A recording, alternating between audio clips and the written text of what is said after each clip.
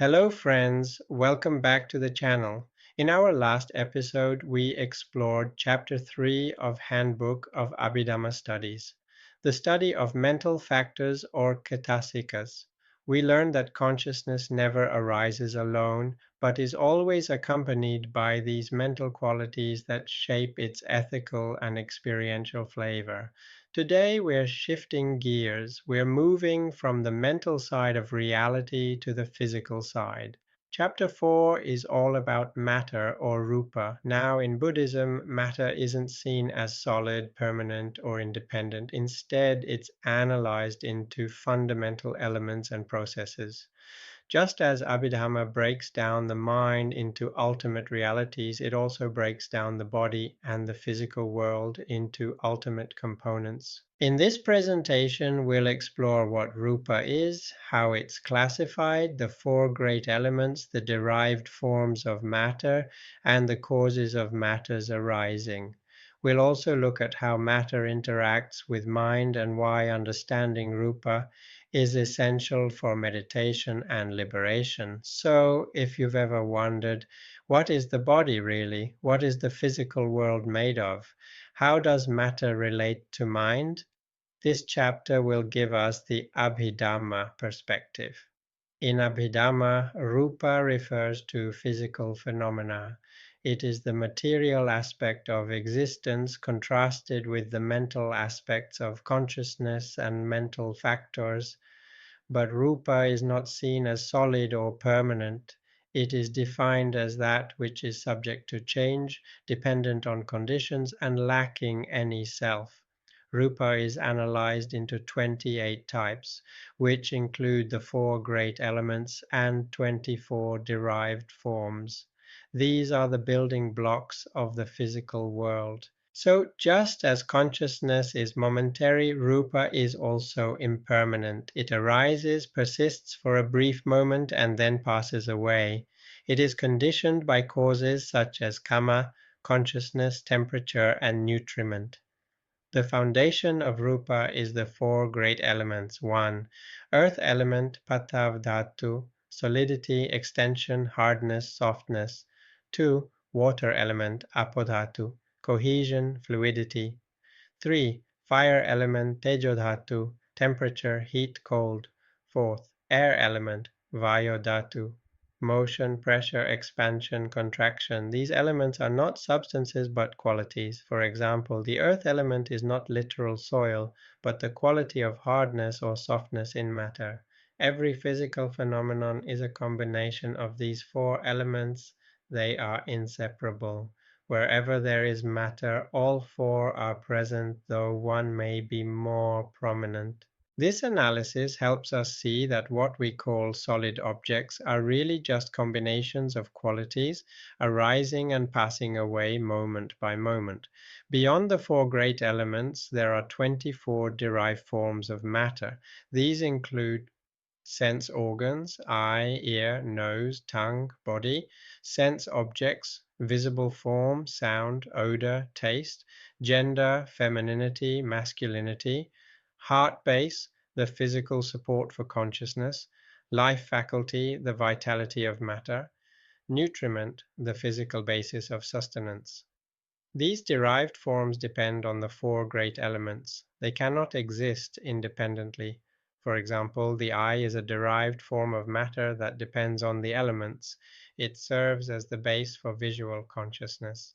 Similarly, sound is a derived form that serves as the object for auditory consciousness. Rūpa arises due to four causes. 1. Kamma. Past actions produce physical results, such as the body we inherit. 2. Consciousness. Certain mental states generate physical phenomena like bodily gestures.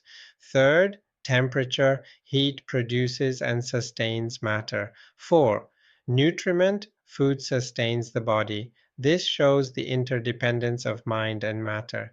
The body is not just a physical machine. It is conditioned by kamma and consciousness as well as physical causes. One of the most profound insights of Abhidhamma is the interaction between mind and matter. Mind influences matter. For example, intention leads to bodily action. Matter influences mind. For example, the condition of the body affects mental states. This interaction shows the dynamic nature of existence.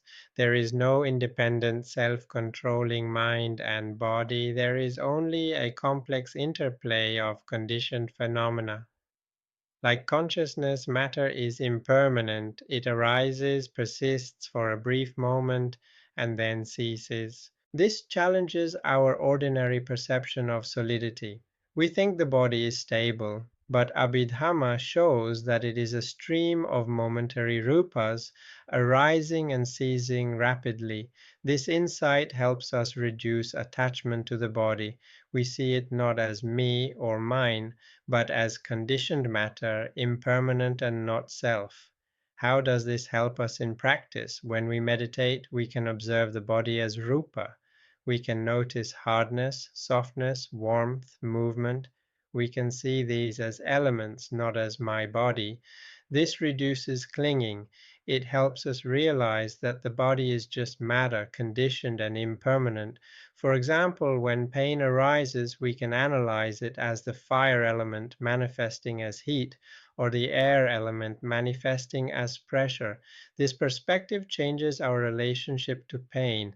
It becomes less personal, more objective.